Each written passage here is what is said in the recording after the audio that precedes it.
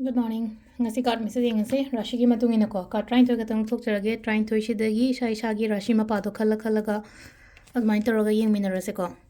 ndo ka tara ni thoi ko Rashi tara ni thoi gi ka trying thoi ko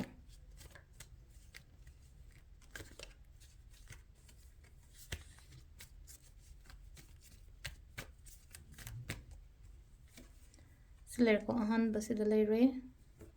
ani shu basida leire ahum mari manga taruk taret nipan mapan tara taramathoi taranithoi kwai han ba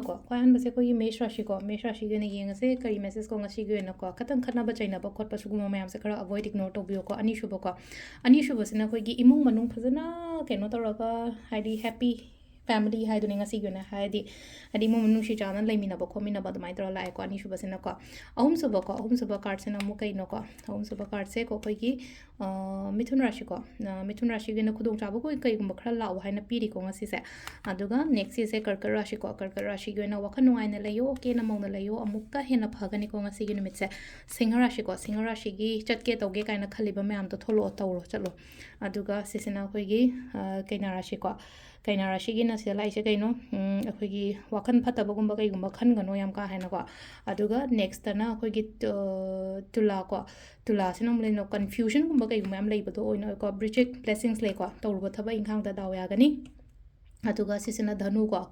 nungai taba khotaba khanjalaga laigano ko hade adum atopa yengu aduga sidan le hona bale pa yade keno ge na makar rashi gi na ko kumbha rashi ko confident na thona layo thaba ma taw matam da ko last ki min na ko changes kumba kai gumba khara la o kholo haina piri ko ngasi se hai tar se lai se khara ahong ba